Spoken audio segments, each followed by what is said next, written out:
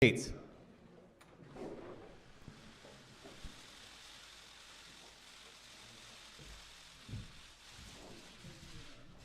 Thank you very much.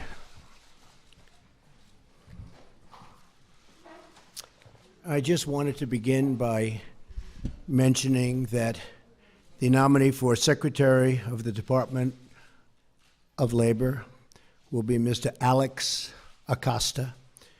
He has a law degree from Harvard Law School. He's a great student, former clerk for Justice Samuel Alito, and he has had a tremendous career. He's a member and has been a member of the National Labor Relations Board and has been through Senate confirmation 3 times, confirmed, did very, very well. And so Alex, I've wished him the best. We just spoke, and he's going to be, I think he'll be a tremendous Secretary of Labor. And also, as you probably heard just a little while ago, Mick Mulvaney, a former congressman, has just been approved, weeks late, I have to say that, weeks late, Office of Management and Budget, and he will be, I think, a fantastic addition. Paul Singer just left. As you know, Paul was very much involved with the anti-Trump, or as they say, never Trump. And Paul just left, and he's given us his total support. And it's all about unification. We're unifying the party, and hopefully we're going to be able to unify the country. It's very important to me. I've been talking about that for a long time, but it's very, very important to me. So I want to thank Paul Singer for being here and for coming up to the office. He was a very strong opponent, and now he's a very strong ally, and I appreciate that. I think I'll say a few words, and then we'll take some questions. And I had this time, we've been negotiating a lot of different transactions to save money on contracts that were terrible, including airplane contracts that were out of control and late and terrible, just absolutely catastrophic in terms of what was happening. And we've done some really good work. We're very proud of that. And then right after that, you prepare yourselves. We'll do some questions, unless you have no questions. That's always a possibility. I'm here today to update the American people on the incredible progress that has been made in the last 4 weeks since my inauguration. We have made incredible progress. I don't think there's ever been a president elected who in this short period of time has done what we've done. A new Rasmussen poll, in fact, because the people get it. Much of the media doesn't get it. They actually get it, but they don't write it, let's put it that way. But a new Rasmussen poll just came out just a very short while ago, and it has our approval rating at 55% and going up. The stock market has hit record numbers, as you know, and there has been a tremendous surge of optimism in the business world, which is, to me, means something much different than it used to. It used to mean, oh, that's good. Now it means that's good for jobs. Very different. Plants and factories are already starting to move back into the United States, and big league, Ford, General Motors, so many of them. I'm making this presentation directly to the American people with the media present, which is an honor to have you. This morning, because many of our nation's reporters and folks will not tell you the truth and will not treat the wonderful people of our country with the respect that they deserve. And I hope going forward we can be a little bit different and maybe get along a little bit better if that's possible. Maybe it's not, and that's okay too. Unfortunately, much of the media in Washington, D.C., along with New York, Los Angeles in particular, speaks not for the people, but for the special interests and for those profiting off a very, very obviously broken system. The press has become so dishonest that if we don't talk about it, we are doing a tremendous disservice to the American people. Tremendous disservice. We have to talk about it to find out what's going on, because the press honestly is out of control. The level of dishonesty is out of control. I ran for president to represent the citizens of our country. I am here to change the broken system so it serves their families and their communities well. I am talking and really talking on this very entrenched power structure, and what we're doing is we're talking about the power structure. We're talking about its entrenchment. As a result, the media is going through what they have to go through to oftentimes distort, not all the time, and some of the media is fantastic, I have to say. They're honest and fantastic. But much of it is not. The distortion, and we'll talk about it, you'll be able to ask me questions about it. But we're not going to let it happen, because I'm here again to take my message straight to the people. As you know, our administration inherited many problems across government and across the economy. To be honest, I inherited a mess. It's a mess. At home and abroad, a mess. Jobs are pouring out of the country. You see what's going on with all of the companies leaving our country, going to Mexico and other places. Low pay, low wages, mass instability overseas, no matter where you look. The Middle East, a disaster. North Korea, we'll take care of it, folks. We're going to take care of it all. I just want to let you know, I inherited a mess. Beginning on day one, our administration went to work to tackle these challenges. On foreign affairs, we've already begun enormously productive talks with many foreign leaders, much of it you've covered, to move forward towards stability, security, and peace in the most troubled regions of the world, of which there are many. We have had great conversations with the United Kingdom and meetings, Israel, Mexico, Japan, China, and Canada. Really, really productive conversations. I would say far more productive than you would understand. We've even developed a new council with Canada to promote women's business leaders and entrepreneurs. Very important to me, very important to my daughter Ivanka. I have directed our defense community, headed by our great general, now Secretary Mattis. He's over there now, working very hard, to submit a plan for the defeat of ISIS, a group that celebrates the murder and torture of innocent people in large sections of the world. It used to be a small group, now it's in large sections of the world. They've spread like cancer. ISIS has spread like cancer. Another mess I inherited.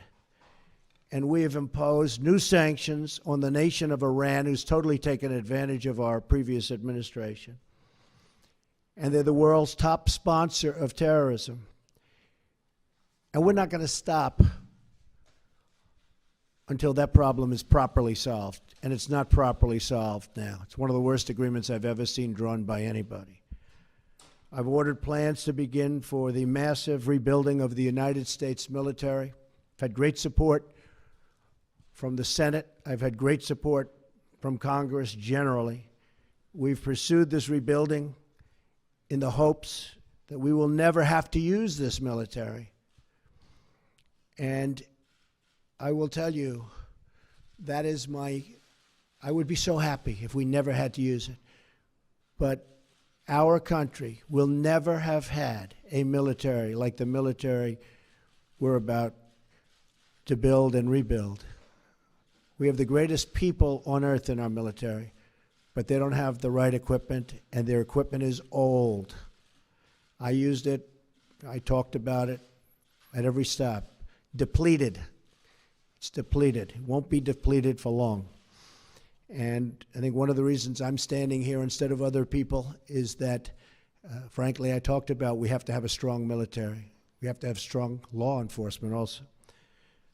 So we do not go abroad in the search of war. We really are searching for peace, but it's peace through strength. At home, we have begun the monumental task of returning the government back to the people on a scale not seen in many, many years. In each of these actions, I'm keeping my promises to the American people. These are campaign promises. Some people are so surprised that we're having strong borders. Well, that's what I've been talking about for a year and a half, strong borders. They're so surprised. Oh, he having strong borders. Well, that's what I've been talking about to the press and to everybody else. One promise after another, after years of politicians lying to you to get elected. They lied to the American people in order to get elected. Some of the things I'm doing probably aren't popular, but they're necessary for security and for other reasons. And then coming to Washington and pursuing their own interests, which is more important to many politicians. I'm here following through on what I pledged to do. That's all I'm doing. I put it out before the American people, got 306 electoral college votes. I wasn't supposed to get 222. They said there's no way to get 222. 230 is impossible. 270, which you need, that was laughable. We got 306 because people came out and voted like they've never seen before. So that's the way it goes. I guess it was the biggest electoral college win since Ronald Reagan. In other words, the media is trying to attack our administration because they know we are following through on pledges that we made, and they're not happy about it for whatever reason. But a lot of people are happy about it. In fact, I'll be in Melbourne, Florida at 5 o'clock on Saturday, and I just heard that the crowds are massive that want to be there. I turn on the TV, open the newspapers, and I see stories of chaos. Chaos. Yet it is the exact opposite. This administration is running like a fine-tuned machine, despite the fact that I can't get my cabinet approved. And they're outstanding people, like Senator Dan Coates, who's there, one of the most respected men in the Senate. He can't get approved. How do you not approve him? He's been a colleague, highly respected, brilliant guy, great guy. Everybody knows it. We're waiting for approval. So we have a wonderful group of people that's working very hard, that's being very much misrepresented about, and we can't let that happen. So if the Democrats all you have to do is look at where they are right now. The only thing they can do is delay, because they've screwed things up royally, believe me. Let me list to you some of the things that we've done in just a short period of time. I just got here. I got here with no cabinet. Again, each of these actions is a promise I made to the American people. So we'll go over just some of them, and we have a lot happening next week and in the weeks coming. We've withdrawn from the job-killing disaster known as Trans-Pacific Partnership. We're going to make trade deals, but we're going to have one-on-one deals, bilateral. We're going to have one-on-one deals.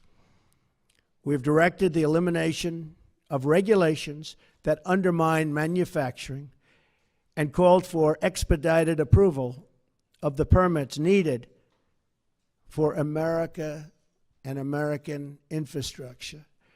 And that means plant, equipment, roads, bridges, factories. People take 10, 15, 20 years to get disapproved for a factory. They go in for a permit. It's many, many years. And then at the end of the process, they spend tens of millions of dollars on nonsense. And at the end of the process, they get rejected. Now, they may be rejected with me, but it's going to be a quick rejection. Not going to take years. But mostly, it's going to be an acceptance. We want plants built, and we want factories built, and we want the jobs. We don't want the jobs going to other countries. We've imposed a hiring freeze on non-essential federal workers. We've imposed a temporary moratorium on new federal regulations. We've issued a game-changing new rule that says for each one new regulation, 2 old regulations must be eliminated. Makes sense. Nobody's ever seen regulations like we have. You go to other countries and you look at industries they have and you say, let me see your regulations. And they're a fraction, just a tiny fraction of what we have. And I want regulations because I want safety, I want all environmental situations to be taken properly care of. It's very important to me. But you don't need 4 or 5 or 6 regulations to take care of the same thing. We've stood up for the men and women of law enforcement, directing federal agencies to ensure they are protected from crimes of violence. We've directed the creation of a task force for reducing violent crime in America, including the horrendous situation, take a look at Chicago and others, taking place right now in our inner cities. Horrible. We've ordered the Department of Homeland Security and Justice to coordinate on a plan to destroy criminal cartels coming into the United States with drugs. We're becoming a drug-infested nation. Drugs are becoming cheaper than candy bars, and we're not going to let it happen any longer. We've undertaken the most substantial border security measures in a generation to keep our nation and our tax dollars safe, and are now in the process of beginning to build a promised wall on the southern border. Met with General, now Secretary Kelly, yesterday, and we're starting that process. And the wall is going to be a great wall, and it's going to be a wall negotiated by me. The price is going to come down just like it has on everything else I've negotiated for the government. And we're going to have a wall that works. We're not going to have a wall like they have now, which is either non-existent or a joke. We've ordered a crackdown on sanctuary cities that refuse to comply with federal law and that harbor criminal aliens, and we've ordered an end to the policy of catch and release on the border. No more release. No matter who you are, release. We've begun a nationwide effort to remove criminal aliens, gang members, drug dealers, and others who pose a threat to public safety. We are saving American lives every single day. Court system has not made it easy for us. And are even creating a new office in Homeland Security dedicated to the forgotten American victims of illegal immigrant violence, of which there are many. We've taken decisive action to keep radical Islamic terrorists out of our country.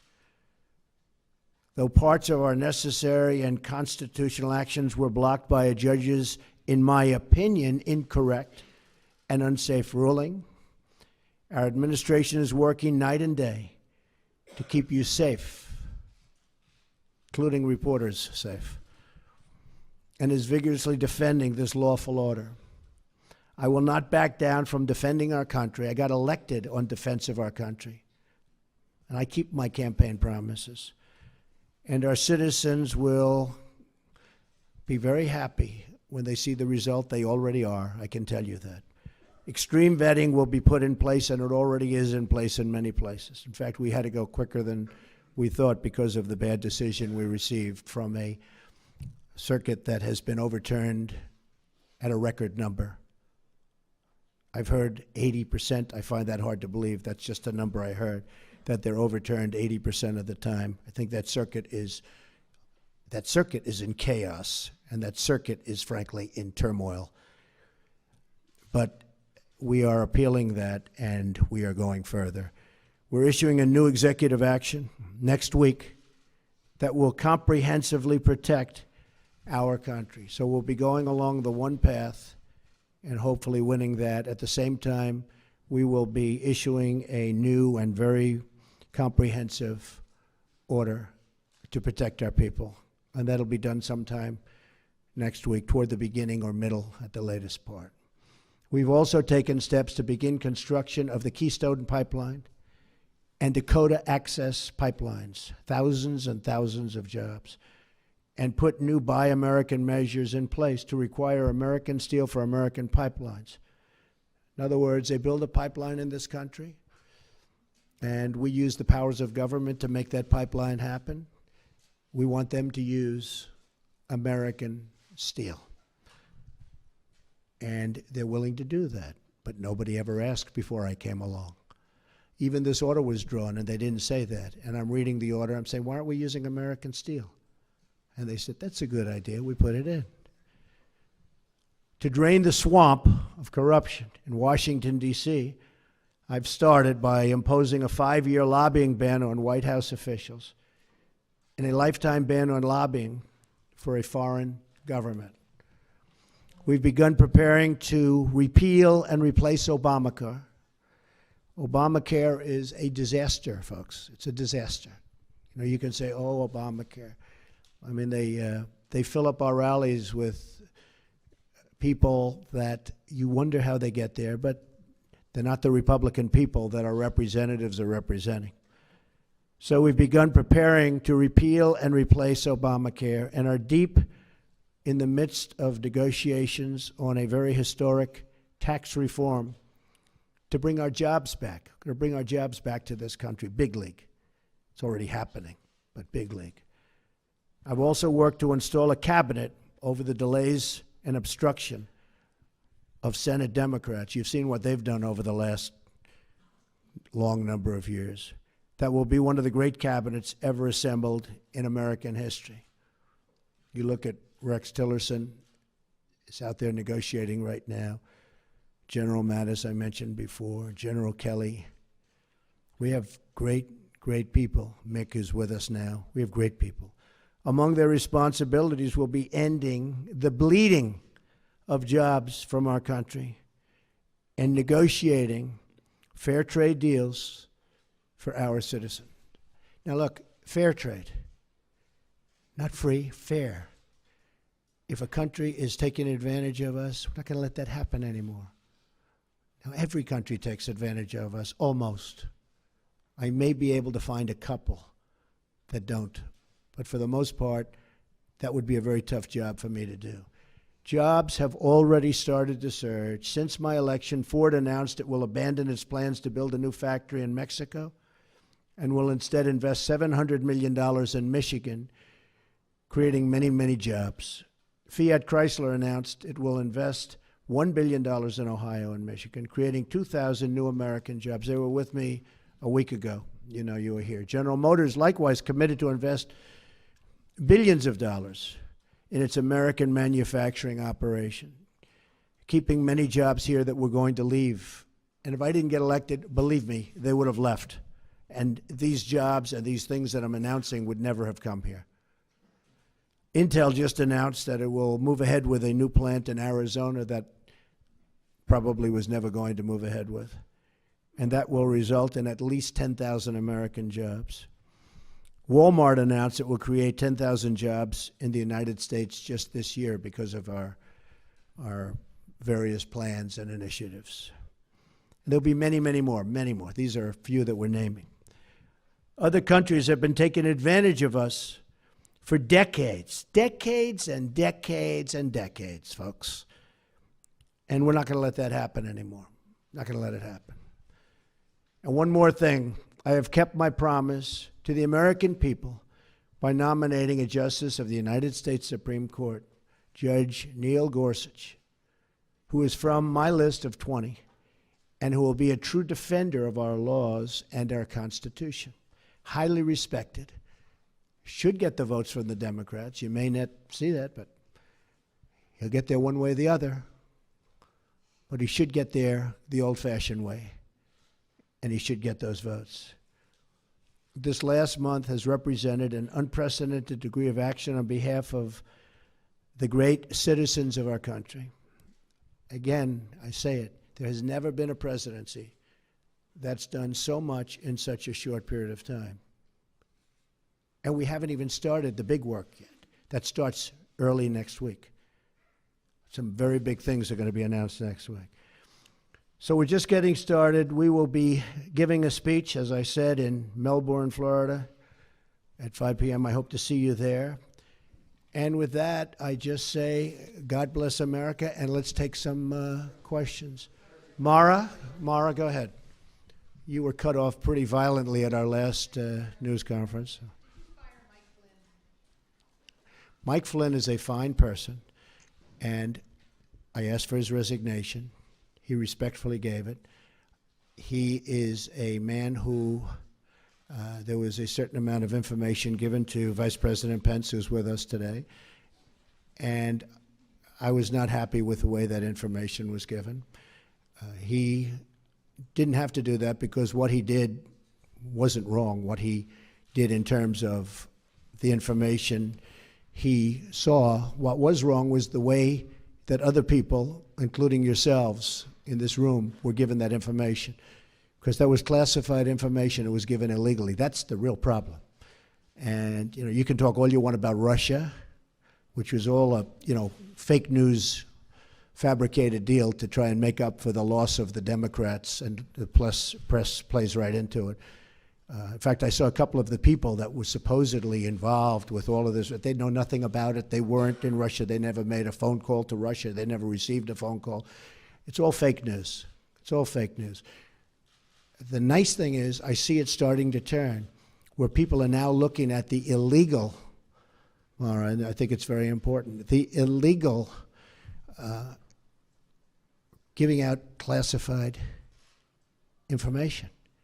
It was, and let me just tell you, it was given out like so much. I'll give you an example. I called, as you know, Mexico. It was a very, very confidential, classified call, but I called Mexico. And in calling Mexico, I figured, oh, well, that's nice. I spoke to the president of Mexico, had a good call. All of a sudden, it's out for the world to see. It's supposed to be secret. It's supposed to be either confidential or classified in that case. Same thing with Australia. All of a sudden, people are finding out exactly what took place. The same thing happened with respect to General Flynn. Everybody saw this. And I'm saying, the first thing I thought of when I heard about it is, how does the press get this information that's classified? How do they do it? You know why? Because it's an illegal process, and the press should be ashamed of themselves. But more importantly, the people that gave out the information to the press should be ashamed of themselves. Really ashamed. Yes, go ahead. Because when I looked at the information, I said, I don't think he did anything wrong. If anything, he did something right. He was coming into office. He looked at the information. He said, that's fine. That's what they're supposed to do. They're supposed to be, and he didn't just call Russia. He called and spoke to both ways. I think there were 30-some-odd countries. He's doing the job. He was just doing his job. The thing is, he didn't tell our vice president properly, and then he said he didn't remember. So either way, it wasn't very satisfactory to me. And I have somebody that I think will be outstanding for the position, and that also helps, I think, in the making of my decision. But he didn't tell the Vice President of the United States the facts, and then he didn't remember, and that just wasn't acceptable to me. Yes. Since you brought up Russia, I'm looking for some clarification here. During your campaign, did anyone from your team communicate with members of the Russian government or Russian intelligence? And if so, what were the nature of those conversations? Yeah. Well, the failing New York Times wrote a big, long front-page story yesterday. And it was very much discredited, as you know. It's a joke. And the people mentioned the story. I noticed they were on television today saying they never even spoke to Russia. They weren't even a part, really. I mean, they were such a minor part. I hadn't spoken to them. I think the one person, I don't think I've ever spoken to him. I don't think I've ever met him. And he actually said he was a very low-level member of, I think, a committee for a short period of time. I don't think I ever met him. Now, it's possible that I walked into a room and he was sitting there, but I don't think I ever met him. I didn't talk to him ever, and he thought it was a joke. The other person said he never spoke to Russia, never received a call, look at his phone records, et cetera, et cetera. And the other person, people knew that he represented various countries, but I don't think he represented Russia, but knew that he represented various countries. That's what he does. I mean, people know that. That's Mr. Manafort, who's, by the way, a respected man. He's a respected man. But I think he represented the Ukraine or Ukraine government or somebody. But people knew that. Everybody knew that. So these people, and he said that he has absolutely nothing to do and never has with Russia. And he said that very forcefully. I saw his statement. He said it very forcefully. Most of the papers don't print it because that's not good for their stories. So the three people that they talked about all totally deny it. And I can tell you, speaking for myself, I own nothing in Russia. I have no loans in Russia. I don't have any deals in Russia. President Putin called me up very nicely to congratulate me on the win of the election. He then called me up extremely nicely to congratulate me on the inauguration, which was terrific. But so did many other leaders, almost all other leaders from almost all other countries. So that's the extent. Russia is fake news. This is fake news put out by the media.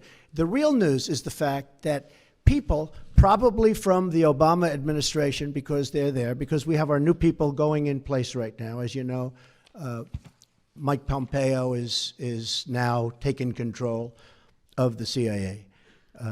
James Comey at FBI.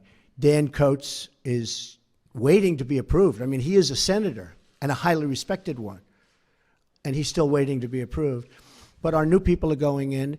And just while you're at it, because you mentioned this, Wall Street Journal did a story today that was almost as disgraceful as the failing New York Times' story yesterday. And it talked about, you saw it front page. So, Director of National Intelligence just put out, acting, a statement. Any suggestion that the United States intelligence community, this was just given to us, is withholding information and not providing the best possible intelligence to the president and his national security team is not true. So they took this front page story out of the Wall Street Journal, top, and they just wrote the story that it's not true. And I'll tell you something, I'll be honest, because I sort of enjoy this back and forth, and I guess I have all my life, but I've never seen more dishonest media than, frankly, the political media. I thought the financial media was much better, much more honest. But I will say that I never get phone calls from the media. How do they write a story like that in the Wall Street Journal without asking me? Or how do they write a story in the New York Times, put it on front page? That was like the story they wrote about the women and me. Front page, big, massive story. And it was nasty. And then they called, they said, we never said that. We like Mr. Trump. They called up my office. We like Mr. Trump. We never said that. And it was they totally misrepresented those very wonderful women, I have to tell you. Totally misrepresented. I said, give us a retraction. They never gave us a retraction. And frankly, I then went on to other things. Okay. Go ahead. You okay? Good. Very simply, you said today that you had the biggest electoral margin since Ronald Reagan, 304, 306 electoral votes. In fact, President Obama got 365. Well, I'm talking about Republican. Yeah. Obama 300. Yeah. George H.W. Bush 426 when he won as president. So why should Americans trust? Well, no, I was given that information. I don't know. I was just given. We had a very, very big margin. I guess my question is, why should Americans trust you when you accuse the information they receive of being fake when you're providing information? Well, I don't know. I was given that information. I've seen that information around. But it was a very substantial victory. Do you agree with that? Okay, thank you. That's a good answer. Yes. Good, sure. Can you tell us, in determining that Lieutenant General Flynn was no wrongdoing in your mind, what evidence was weighed? Did you ask for transcripts of these telephone intercepts with Russian officials, particularly Ambassador Kislyak, who he was communicating with? What evidence did you weigh to determine that there was no wrongdoing? Further to that, sir, you said on a couple of occasions this morning you were going to aggressively pursue the source of these leaks. We are. Can we ask what we're going to do, and also refer to a review of the intelligence community, and I see the framework of the Well, first of all, about that, we now have Dan Coates, hopefully soon, Mike Pompeo, and James Comey, and they're in position. So I hope that we'll be able to straighten that out without using anybody else. The gentleman you mentioned is a very talented man, very successful man, and he has offered his services, and it's something we may take advantage of. But I don't think we'll need that at all because of the fact that, I think that we're going to be able to straighten it out very easily on its own. As far as the general's concerned, when I first heard about it, I said, that doesn't sound wrong. My counsel came, Don McGahn, White House counsel, and he told me, and I asked him, and he can speak very well for himself. He said he doesn't think anything is wrong. He really didn't think, it was really what happened after that, but he didn't think anything was done wrong. I didn't either, because I waited a period of time and I started to think about it. I said, well, I don't see, to me, he was doing the job. The information was provided by, who I don't know, Sally Yates, and I was a little surprised because I said, doesn't sound like he did anything wrong there, but he did something wrong with respect to the vice president, and I thought that was not acceptable. As far as the actual making the call, in fact, I've watched various programs and I've read various articles where he was just doing his job. That was very normal. You know, at first everybody got excited because they thought he did something wrong. After they thought about it, it turned out he was just doing his job. So, and I do, and by the way, with all of that being said, I do think he's a fine man. Yes, John? Yeah, go ahead, finish off, then I'll get you, John. Yes, we're looking at him very, very serious. I've gone to all of the folks in charge of the various agencies, and I've actually called the Justice Department to look into the leaks. Those are criminal leaks. They're put out by people either in agencies. I think you'll see it stopping because now we have our people in. You know, again, we don't have our people in because we can't get them approved by the Senate. We just had Jeff Sessions approved in Justice as an example. So we are looking into that very seriously. It's a criminal act. You know what I say? When I was called out on Mexico, I was shocked because all this equipment, all this incredible phone equipment. When I was called out on Mexico, I was really, really surprised. But I said, you know, it doesn't make sense. That won't happen. But that wasn't that important to call. It was fine. I could show it to the world, and he could show it to the world. The president, who's a very fine man, by the way. Same thing with Australia. I said, that's terrible that it was leaked, but it wasn't that important. But then I said to myself, what happens when I'm dealing with the problem of North Korea? What happens when I'm dealing with the problems in the Middle East? Are you folks going to be reporting all of that very, very confidential information, very important, very, you know, I mean, at the highest level? Are you going to be reporting about that too? So I don't want classified information getting out to the public. And in a way, that was almost a test. So I'm dealing with Mexico. I'm dealing with Argentina. We were dealing on this case with Mike Flynn. All this information gets put into the Washington Post and gets put into the New York Times. And I'm saying, what's going to happen when I'm dealing on the Middle East? What's going to happen when I'm dealing with really, really important subjects like North Korea? We got to stop it. That's why it's a criminal penalty. Yes, John? Thank you, Mr. President. I just want to get you to clarify this very important point. Can you say definitively that no one on your campaign had any contact with the Russians during the campaign? And on the leaks, is it fake news or are these real leaks? Well, the leaks are real. You're the one that wrote about them and reported them. I mean, the leaks are real. You know what they said. You saw it. And the leaks are absolutely real. The news is fake because so much of the news is fake. So one thing that I felt it was very important to do, and I hope we can correct it, because there's nobody I have more respect for, well, maybe a little bit, but than reporters, than good reporters. It's very important to me, and especially in this position. It's very important. I don't mind bad stories. I can handle a bad story better than anybody, as long as it's true. And, you know, over a course of time, I'll make mistakes and you'll write badly, and I'm okay with that. But I'm not okay when it is fake. I mean, I watch CNN, it's so much anger and hatred and just the hatred. I don't watch it anymore because it's very good. He's saying, no, it's okay, Jim. It's okay, Jim, you'll have your chance. But I watch others too. You're not the only one, so don't feel badly. But I think it should be straight. I think it would be frankly more interesting. I know how good everybody's ratings are right now, but I think that'd actually be better. People, I mean, you have a lower approval rate than Congress. I think that's right. I don't know, Peter, is that one right? Because, you know, I think they have I heard lower than Congress. But honestly, the public would appreciate it. I'd appreciate it. Again, I don't mind bad stories when it's true. But we have an administration where the Democrats are making it very difficult. I think we're setting a record or close to a record in the time of approval of a cabinet. I mean, the numbers are crazy. When I'm looking, some of them had approved immediately. I'm going forever. And I still have a lot of people that we're waiting for. And that's all they're doing is delaying. And you look at Schumer and the mess that he's got over there, and they have nothing going. The only thing they can do is delay. And, I think they'd be better served by, approving and making sure that they're happy and everybody's good. And sometimes, I know President Obama lost 3 or 4, and you lose them on the way, and that's okay. That's fine. But I think they would be much better served, John, if they just went through the process quickly. This is pure delay tactics.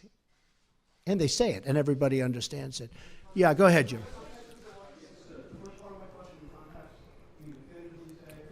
Well, I had nothing to do with it. I have nothing to do with Russia. I told you, I have no deals there.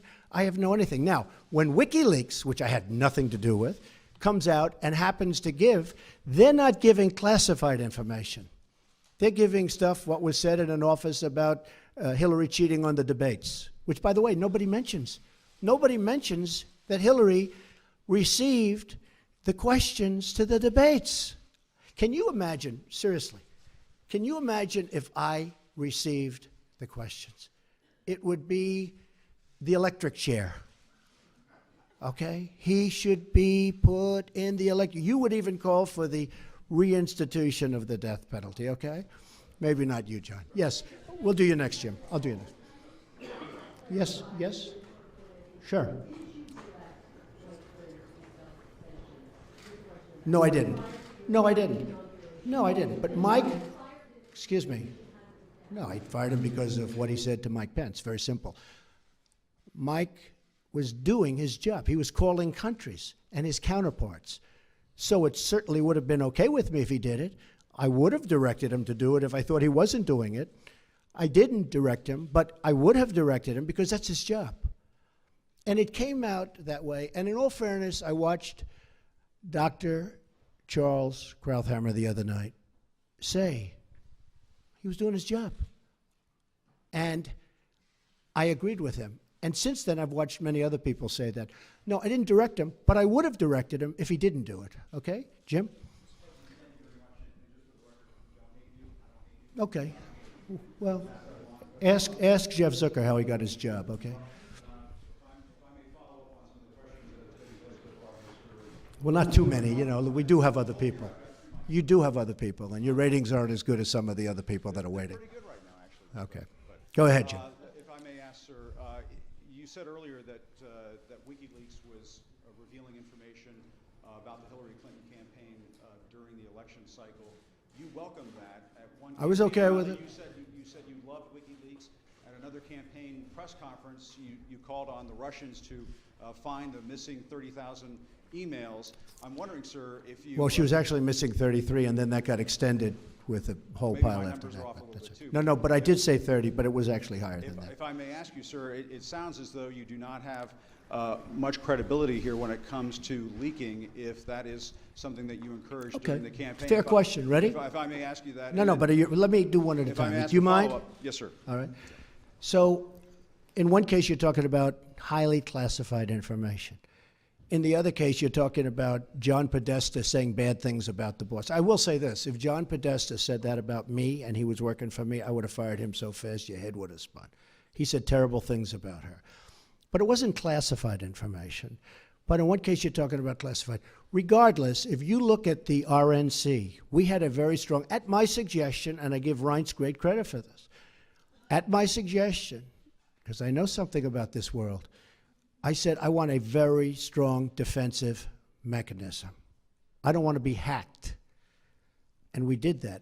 And you have seen that they tried to hack us and they failed. The DNC did not do that. And if they did it, they could not have been hacked. But they were hacked and terrible things came in. And, the only thing that I do think is unfair is some of the things were when I heard some of those things, I picked up the papers the next morning and I said, oh, this is going to be front page. It wasn't even in the papers. Again, if I had that happen to me, it would be the biggest story in the history of publishing or the head of newspapers. I would have been the headline in every newspaper. I mean, think of it. They gave her the questions to a debate, and she should have reported herself. Why didn't Hillary Clinton announce that, I'm sorry, but I have been given the questions to a debate or a town hall, and I feel that it's inappropriate, and I want to turn in CNN for not doing a good job. And if I may follow up on that, just something that Jonathan Carl was asking you about. You said that the leaks are real, but the news is fake. I guess I don't understand. It seems that there's a disconnect there. If the information coming from those leaks is real, then how can the stories be No, fake? the reporting is fake. And if I Look, may ask, look, I just want to ask Jim, you one know other- what it is? Here's the thing. The public isn't, they read newspapers, they see television, they watch. They don't know if it's true or false because they're not involved. I'm involved. I've been involved with this stuff all my life, but I'm involved. So I know when you're telling the truth or when you're not. I just see many, many untruthful things. And I'll tell you what else I see. I see tone, the word tone. The tone is such hatred. I'm really not a bad person, by the way. No, but the tone is such, I do get good ratings, you have to admit that. The tone is such hatred. I watched this morning a couple of the network, and I have to say, Fox and Friends in the morning, they're very honorable people. They're very, not because they're good, because they hit me also when I do something wrong, but they have the most honest morning show. That's all I can say. It's the most honest. But the tone, Jim, if you look, the hatred, sometimes somebody gets, well, you look at your show that goes on at 10 o'clock in the evening. You just take a look at that show. That is a constant hit.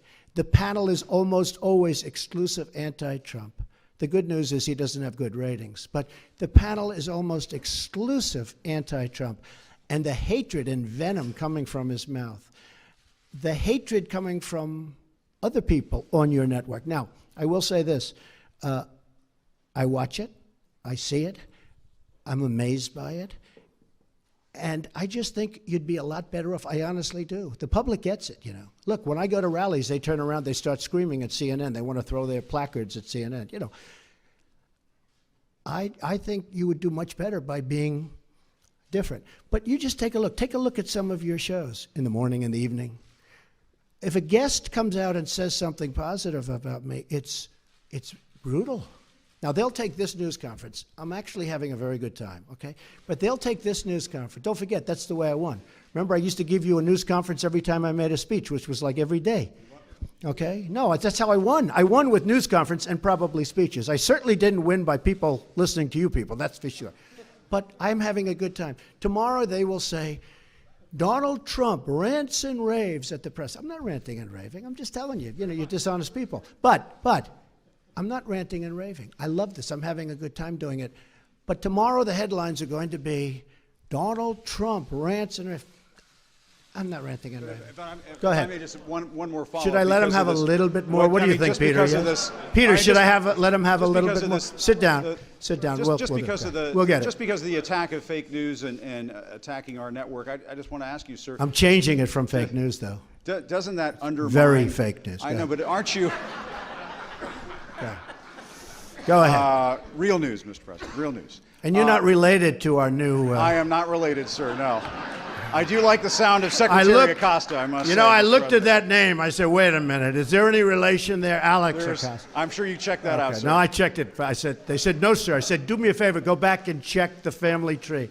Okay. But aren't you concerned, sir, that you are undermining the people's faith in the First Amendment, freedom of the press in this country, when you call stories you don't like fake news? Why not just say it's a story I don't like? I do that. When you call it fake news, you're undermining confidence in our news media. Here's the thing. Isn't that important? I understand what and you're right about that, except this. See, I know when I should get good and when I should get bad. And sometimes I'll say, wow, that's going to be a great story, and I'll get killed. I know what's good and bad. I'd be a pretty good reporter, not as good as you. But I know what's good. I know what's bad. And when they change it and make it really bad, something that should be positive, sometimes something that should be very positive, they'll make okay. They'll even make it negative. So I understand it. So because I'm there, I know what was said, I know who's saying it, I'm there. So it's very important to me. Look, I want to see an honest press. When I started off today by saying that it's so important to the public to get an honest press. The public doesn't believe you people anymore. Now, maybe I had something to do with that. I don't know. But they don't believe you. If you were straight and really told it like it is, as Howard Cosell used to say, right? Of course, he had some questions also. But if you were straight, I would be your biggest booster. I would be your biggest fan in the world, including bad stories about me. But if you go, as an example, you're CNN, I mean, it's story after story after story is bad. I won. And the other thing, chaos. There's zero chaos. We are running, this is a fine-tuned machine. And Reince happens to be doing a good job, but half of his job is putting out lies by the press. You know, I said to him yesterday, this whole Russia scam that you guys are building so that you don't talk about the real subject, which is illegal leaks. But I watched him yesterday working so hard to try and get that story proper. And I'm saying, here's my chief of staff, a really good guy, did a phenomenal job at RNC. I mean, he won the election, right? Won the presidency. We got some senators. We got some all over the country. You take a look. He's done a great job. And I said to myself, and I said to somebody that was in there, I said, you take a look at Reince. He's working so hard just putting out fires that are fake fires. I mean, they're fake. They're not true. And isn't that a shame? Because he'd rather be working on health care. He'd rather be working on tax reform, Jim. I mean that. I would be your biggest fan in the world if you treated me right. Now, I sort of understand there's a certain bias, maybe by Jeff or somebody, for whatever reason. And I understand that. But you've got to be at least a little bit fair. And that's why the public sees it. They see it. They see it's not fair. You take a look at some of your shows, and you see the bias and the hatred. And the public is smart. They understand it. Okay, yeah, go ahead. We have no doubt that you believe this story is fake, but for those who believe that there is something to it, is there anything that you have learned over these last few weeks that you might be able to reveal that might ease their concerns that this isn't fake news? And second, I think they don't believe it. I don't think the public believes it. That's why the Rasmussen poll just has me through the roof. I don't think they believe it. Well, I guess one of the reasons I'm here today is to tell you the whole Russian thing, that's a ruse. That's a ruse. And by the way, it would be great if we could get along with Russia, just so you understand that. Now, tomorrow you'll say, Donald Trump wants to get along with Russia. This is terrible. It's not terrible. It's good. We had Hillary Clinton try and do a reset. We had Hillary Clinton give Russia 20% of the uranium in our country. You know what uranium is, right? It's a thing called nuclear weapons and other things, like lots of things are done with uranium, including some bad things. Nobody talks about that. I didn't do anything for Russia. I've done nothing for Russia. Hillary Clinton gave them 20% of our uranium. Hillary Clinton did a reset. Remember with the stupid plastic button that made us all look like a bunch of jerks? Here, take a look. He looked at her like, what the hell is she doing with that cheap plastic button? Hillary Clinton, that was a reset. Remember it said reset? Now, if I do that, I'm a bad guy. If we could get along with Russia, that's a positive thing. We have a very talented man, Rex Tillerson, who's going to be meeting with them shortly. And I told him, I said, I know politically it's probably not good for me. Hey, the greatest thing I could do is shoot that ship that's 30 miles offshore right out of the water. Everyone in this country is going to say, oh, it's so great. That's not great. That's not great. I would love to be able to get along with Russia. Now, you've had a lot of presidents that haven't taken that tack. Look where we are now. Look where we are now. So if I can, now, I love to negotiate things. I do it really well and all that stuff. But it's possible I won't be able to get along with Putin. Maybe it is. But I want to just tell you, the false reporting by the media, by you people, the false, horrible, fake reporting makes it much harder to make a deal with Russia. And probably Putin said, he's sitting behind his desk and he's saying, I see what's going on in the United States. They follow it closely. It's going to be impossible for President Trump to ever get along with Russia because of all the pressure he's got with this fake story, okay? And that's a shame, because if we could get along with Russia, and by the way, China and Japan and everyone, if we could get along, it would be a positive thing, not a negative thing. Mr. President, since you Tax reform is going to happen fairly quickly. We're doing Obamacare. We're in final stages. We should be submitting the initial plan in March, early March, I would say. And we have to, as you know, statutorily and for reasons of budget, we have to go first. It's not like, frankly, the tax would be easier, in my opinion, but for statutory reasons and for budgetary reasons, we have to submit the health care sooner. So we'll be submitting health care sometime in early March, mid-March, and after that, we're going to come up, and we're doing very well on tax reform. Yes. Mr. President, you mentioned Russia. Let's talk about some serious issues that have come up in the last week that you have had to deal with as President of the United States. Okay. You mentioned the vessel, the spy vessel off the coast of the United States. Not good. There was a ballistic missile test that many interpret as Not a good. violation of an Not agreement good. between the two countries, and a Russian plane buzzed a U.S. destroyer. Not good. I listened to you Excuse me. during the Excuse me. campaign. When did it happen? It happened when, if you were Putin right now, you would say, hey, we're back to the old games with the United States. There's no way Trump can ever do a deal with us because the public, you have to understand, if I was just brutal on Russia right now, just brutal, people would say, you would say, oh, isn't that wonderful? But I know you well enough. Then you would say, oh, he was too tough. He shouldn't have done that. Look, I'm just all trying to of the find out things, your wait a minute, orientation wait, to wait, those. excuse me just I'm one just trying to second. find out what All you're of gonna do those about it, Mr. things that you President. mentioned are very recent because probably Putin assumes that he's not going to be able to make a deal with me because it's politically not popular for me to make a deal. So Hillary Clinton tries a reset. It failed. They all tried. But I'm different than those people. Go ahead. How are you interpreting those moves, and what do you intend to do about them? Have Just you the way given I said Rex it. Tillerson any advice or counsel I on have. how to deal? I have, and I'm so beautifully represented. I'm so honored that the Senate approved him. He's going to be fantastic. Yes, I think that I've Is already... Putin testing you, do you believe, sir? No, I don't think so. I think Putin probably assumes that he can't make a deal with me anymore because politically it would be unpopular for a politician to make a deal. I can't believe I'm saying I'm a politician, but I guess that's what I am now. Because, look, it would be much easier for me to be tough on Russia, but then we're not going to make a deal. Now, I don't know that we're going to make a deal. I don't know. We might not. But it would be much easier for me to be so tough. The tougher I am on Russia, the better. But you know what? I want to do the right thing for the American people. And to be honest, secondarily, I want to do the right thing for the world.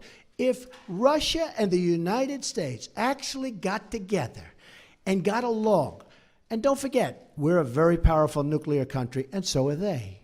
There's no upside. We're a very powerful nuclear country, and so are they. I've been briefed, and I can tell you one thing about a briefing that we're allowed to say because anybody that ever read the most basic book can say it. Nuclear holocaust would be like no other. They're a very powerful nuclear country, and so are we. If we have a good relationship with Russia, believe me, that's a good thing, not a bad So thing. when you say they're not good, do you mean that Who they did are I say under... is not good? No, when I read off the three things that have recently happened. No, Each it's one of them not you said good, they're but they not happen- good. But do they damage the relationship? They Do all undermine happened recently. No, I'm this going to country's see what ability happens. to work with Russia? They all happened recently, and I understand what they're doing because they're doing the same thing. Now, again, maybe I'm not going to be able to do a deal with Russia, but at least I will have tried. And if I don't, does anybody really think that Hillary Clinton would be tougher on Russia than Donald Trump? Does anybody in this room really believe that? Okay? But I tell you one thing, she tried to make a deal. She had the reset. She gave all that valuable uranium away. She did other things. You know, they say I'm close to Russia. Hillary Clinton gave away 20% of the uranium in the United States. She's close to Russia. Can we You know what I gave to Russia? You know what I gave? Nothing. Can we conclude there'll be no response to these particular provocations? Yeah, I'm not going to tell you anything about what response I do. I don't talk about military response. I don't say I'm going into Mosul in 4 months. We are going to attack Mosul in 4 months. Then 3 months later, we are going to attack Mosul in 1 month. Next week, we are going to attack Mosul. In the meantime, Mosul is very, very difficult. You know why? Because I don't talk about military, and I don't talk about certain other things. You're going to be surprised to hear that. And by the way, my whole campaign, I'd say that. Right. So I don't have to tell you. There I will don't be a want to be one of response. these guys that say, yes, here's what we're going to do. I don't have to do that. There I will don't be a have to res- tell in you other what words, I'm there going will to be a do in North response, Korea. Mr. Wait a President. minute. I don't have to tell you what I'm going to do in North Korea. And I don't have to tell you what I'm going to do with Iran. You know why? Because they shouldn't know. And eventually you guys are going to get tired of asking that question. So when you ask me, what am I going to do with the ship, the Russian ship as an example, I'm not going to tell you. But hopefully I won't have to do anything, but I'm not going to tell you. Okay. Thanks. Can I just ask you, thank you very much, Mr. President. Where are you from? BBC. Okay. Here's another beauty. It's a good line. Impartial, free and fair. Yeah, sure. Mr. President. Just like CNN, right? On the travel ban, we could banter back and forth. On the travel ban, would you accept that that was a good example of the smooth running of government? Yeah, I do. I do. Let me tell you about the travel. Were there any ban. mistakes in that? Wait. I know who you are. Just wait. Let me tell you about the travel ban. We had a very smooth rollout of the travel ban, but we had a bad court. Got a bad decision. We had a court that's been overturned. Again, maybe wrong, but I think it's 80% of the time. A lot. We had a bad decision. We're going to keep going with that decision. We're going to put in a new executive order next week sometime. But we had a bad decision. That's the only thing that was wrong with the travel ban. You had Delta with a massive problem with their computer system at the airports. You had some people that were put out there, brought by very nice buses, and they were put out at various locations. Despite that, the only problem that we had is we had a bad court. We had a court that gave us what I consider to be, with great respect, a very bad decision. Very bad for the safety and security of our country. The rollout was perfect. Now, what I wanted to do was do the exact same executive order, but said one thing, and I said this to my people: give them a 1-month period of time.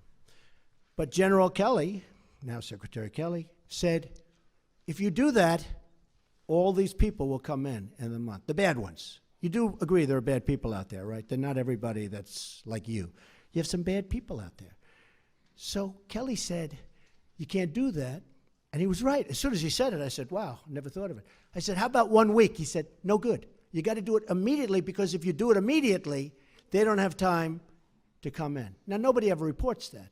But that's why we did it quickly. Now, if I would have done it a month, everything would have been perfect. The problem is we would have wasted a lot of time and maybe a lot of lives, because a lot of bad people would have come into our country. Now, in the meantime, we're vetting very, very strongly. Very, very strongly. But we need help, and we need help by getting that executive order passed. Just a brief follow-up. But if it's so urgent, why not introduce... Yes, go ahead. I just was hoping that we could get a yes or no answer on one of these questions involving Russia. Can you say whether you are aware that anyone who advised your campaign had contacts with Russia during the course of the election? Well, I told you, General Flynn obviously was dealing, so that's one person, but he was dealing as he should have been. During the election? No, nobody that I know of. So you're not aware of any contacts during the course of the election? How many times do I have to answer this question? Can you just say Russia yes or no is on a it? ruse. Yeah, I know you have to get up and ask a question, so important. Russia is a ruse. I have nothing to do with Russia. Haven't made a phone call to Russia in years. Don't speak to people from Russia. Not that I wouldn't, I just have nobody to speak to. I spoke to Putin twice. He called me on the election, I told you this, and he called me on the inauguration a few days ago. We had a very good talk, especially the second one. Lasted for a pretty long period of time. I'm sure you probably get it because it was classified, so I'm sure everybody in this room perhaps has it. But we had a very, very good talk. I have nothing to do with Russia. To the best of my knowledge, no person that I deal with does. Now, Manafort has totally denied it. He denied it. Now, people knew that he was a consultant over in that part of the world for a while, but not for Russia. I think he represented Ukraine or people having to do with Ukraine or people that, whoever. But people knew that. Everybody knew that. But in his capacity as your campaign manager, was he in touch with Russian officials during the election? You know what? He said no. I can only tell you what he... Now, he was replaced long before the election. You know that, right? He was replaced long before the election. When all of this stuff started coming out, it came out during the election. But Paul Manafort, who's a good man also, by the way, Paul Manafort was replaced long before the election took place. He was only there for a short period of time. Okay. How much longer should we stay here, folks? 5 more minutes. Is that okay? 5? Wait, let's see. I want to find a friendly reporter. Used to say it was John. Are you a friendly reporter? Watch how friendly he is. Wait. Watch how friendly he is. Go ahead. Go ahead. So, first of all, my name is Jake Turks from Honor Magazine, and despite what so many colleagues may have been reporting, I haven't seen anybody in my community accuse either yourself or anyone on your staff of being anti-Semitic. We understand that you have two grandchildren who are very Zany. Thank you. However, What we are concerned about, and what we haven't really heard being addressed, is an update in anti-Semitism and how the government is planning to take care of it. There's been a report out that 48 bomb threats have been made against Jewish centers all across the country in the last couple of weeks. There are people who are committing anti-Semitic acts or threatening to. You see, he said he was going to ask a very simple, easy question. And it's not. It's not. Not a simple question, not a fair question. Okay, sit down. I understand the rest of your question. So here's the story, folks. Number one, I am the least anti-Semitic person that you've ever seen in your entire life. Number two, racism, the least racist person. In fact, we did very well relative to other people running as a Republican. Quiet, quiet, quiet. See, he lied about he was going to get up and ask a very straight, simple question. So, you know, it's welcome to the world of the media. But let me just tell you something, that I hate the charge. I find it repulsive. I hate even the question, because people that know me, and you heard the Prime Minister, you heard Netanyahu yesterday. Did you hear him? Bibi. He said, I've known Donald Trump for a long time. And then he said, forget it.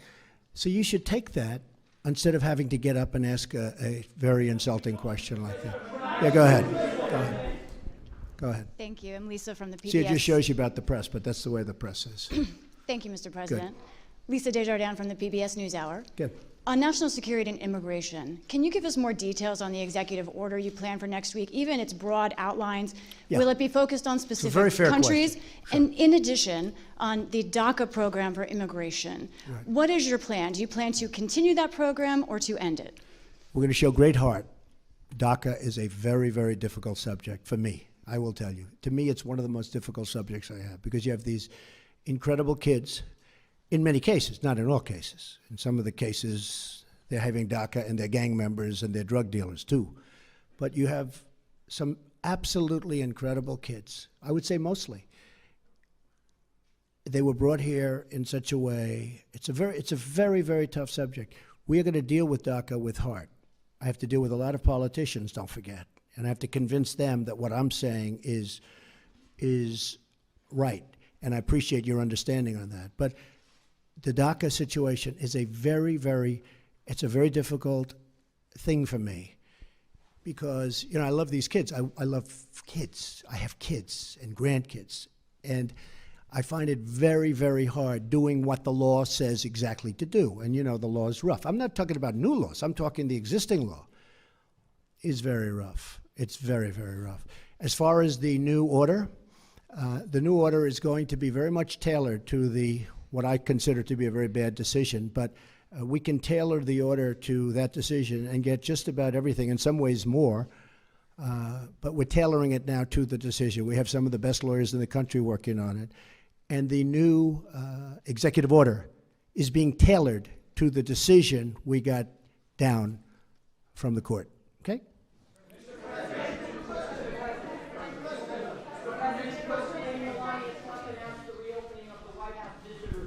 Yes. And she does a lot of great work for the country as well. Can you tell us a little bit about what First Lady Melania Trump does for the country, and there's a unique level of interest in your administration? So by opening the White House visitor's office, what does that mean to you and the rest of the Now that's what I call a nice question. That is very nice. Who are you with? Good, I'm going to start watching. All right. Thank you very much. Melania is terrific. She was here last night. We had dinner with Senator Rubio and his wife, who was, by the way, lovely.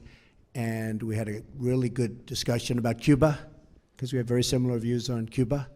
And Cuba was very good to me in the Florida election, as you know, the Cuban people, Americans. And I think that Melania is going to be outstanding. That's right. She just opened up the visitor center, in other words, touring of the White House. She, like others that she's working with, feel very, very strongly about women's issues, women's difficulties, very, very strongly. And she's a very, very strong advocate. I think she's a great representative for this country. And a funny thing happens, because she gets so unfairly maligned. The things they say, I've known her for a long time. She was a very successful person. She was a very successful model. She did really well. She would go home at night and didn't even want to go out with people. She was a very private person. She was always the highest quality that you'll ever find. And the things they say, and I've known her for a long time, the things they say are so unfair. And actually, she's been apologized to, as you know, by various media, because they said things that were lies. I just tell you this, I think she's going to be a fantastic First Lady. She's going to be a tremendous representative of women and of the people. And helping her and working her will be Ivanka, who is a fabulous person and a fabulous, fabulous woman. And they're not doing this for money. They're not doing this for pay. They're doing this because they feel it, both of them. And Melania goes back and forth. And after Barron finishes school, because it's hard to take a child out of school with a few months left, she and Barron will be moving over to the White House. Okay? Thank you. It's a very nice question. Go ahead. Yes. Hi. Oh, this is going to be a bad question, but that's okay. No, it's not going to be a bad question. Good, because I enjoy watching you on television. Go ahead. Well, thank you so much. Mr. President, I need to find out from you, you said something as it relates to inner cities. That was one of your platforms during your campaign. Fix the inner cities. Yeah? Fixing the inner cities. What will be that fix and your urban agenda, as well as your HBCU executive order that's coming out this afternoon? Now, see, it wasn't bad, was it? That was very professional and very good. Yeah, very we'll be professional, announcing yes. the order in a little while, and I'd rather let the order speak for itself, but it'll be something I think that will be very good for everybody concerned. But we'll talk to you about that after we do the announcement. As far as the inner cities, as you know, I was very strong on the inner cities during the campaign. I think it's probably what got me a much higher percentage of the African-American vote than a lot of people thought I was going to get. We did, much higher than people thought I was going to get, and I was honored by that, including the Hispanic vote, which was also much higher. And by the way, if I might add, including the women's vote, which was much higher than people thought I was going to get. So we are going to be working very hard on the inner cities, having to do with education, having to do with crime. We're going to try and fix as quickly as possible. It takes a long time. It's taken 100 years and more for some of these places to evolve, and they evolved, many of them, very badly. But we're going to be working very hard on health and health care, very, very hard on education, and also we're going to be working in a stringent way and a very good way on crime. You go to some of these inner city places, and it's so sad when you look at the crime. You have people, and I've seen this, and I've sort of witnessed it. In fact, in 2 cases, I have actually witnessed it. They lock themselves into apartments, petrified to even leave in the middle of the day. They're living in hell. We can't let that happen. So we're going to be very, very strong. It's a great question, and it's a very difficult situation because it's been many, many years. It's been festering for many, many years. But we have places in this country that we have to fix. We have to help African American people that, for the most part, are stuck there, Hispanic American people. We have Hispanic American people that are in the inner cities, and they're living in hell. I mean, you look at the numbers in Chicago. There are 2 Chicagos, as you know. There's one Chicago that's incredible, luxurious, and all, and safe. There's another Chicago that's worse than almost any of the places in the Middle East that we talk about and that you talk about every night on the newscasts. So we're going to do a lot of work on the inner cities. I have great people lined up to help with the inner cities. Well, when you say the inner cities, are you going to include the CBC, Mr. President, in your conversations with your urban agenda, your inner city agenda, as well as? Am I going to include? Are you going to include the Congressional Black Caucus and the Congressional Well, Hispanic I would. Caucus, I tell you what. Do you want to as set well up the meeting? Do you want to set up the meeting? No. Are they friends of yours? I'm just a reporter. No, set up the meeting. I know some of them, but I'm sure they're Let's go. watching Set up right a now. meeting. I would love to meet with the Black Caucus. I think it's great, the Congressional Black Caucus. I think it's great. I actually thought I had a meeting with Congressman Cummings, and he was all excited. And then he said, "Oh, I can't move. It might be bad for me politically. I can't have that meeting." I was all set to have the meeting. We called him, and he was all set. I spoke to him on the phone. Very nice guy. I hear he wanted that meeting with you as well. He wanted it, but we called. They can't make a meeting with him. Every day I walk in, I said, I would like to meet with him because I do want to solve the problem. But he probably was told by Schumer or somebody like that, some other lightweight. He was probably told, don't meet with Trump It's bad politics, and that's part of the problem in this country. Okay, one more. Go ahead. No, one question. Two we can't handle. This room can't handle two. Go ahead. Give me the better of your two. I'll follow up on my colleague's question about antisemitism. It's not about your personality or your beliefs. We're talking about the rise of antisemitism around the country, some of it by supporters in your name. What can you And some of it, and can I be honest with you? And this has to do with racism and horrible things that are put up. Some of it written by our opponents. You do know that. Do you understand that? You don't think anybody would do a thing like that. Some of the signs you'll see are not put up by the people that love or like Donald Trump. They're put up by the other side. And you think it's like playing it straight? No. But you have some of those signs, and some of that anger is caused by the other side. They'll do signs and they'll do drawings that are inappropriate. It won't be my people. It will be the people on the other side to anger people like you. Okay. Go ahead. Go ahead. Who is that? Where is that? Oh, stand up. You can. Oh, I'm working on it. No, I'm working on it very hard. No. Look, hey, just so you understand, we had a totally divided country for 8 years, and long before that, in all fairness to President Obama, long before President Obama, we have had a very divided. I didn't come along and divide this country. This country was seriously divided before I got here. We're going to work on it very hard. One of the questions that was asked, I thought was a very good question, was about the inner cities. I mean, that's part of it. But we're going to work on education. We're going to work on we're going to try and stop the crime. We have great law enforcement officials. We're going to try and stop crime. We're not going to try and stop. We're going to stop crime. But it's very important to me. But this isn't Donald Trump that divided a nation. We went 8 years with President Obama, and we went many years before President Obama. We lived in a divided nation. And I am going to try. I will do everything within my power to fix that. I want to thank everybody very much. It's a great honor to be with you. Thank you. Thank you very much. Thanks. We'll do it later.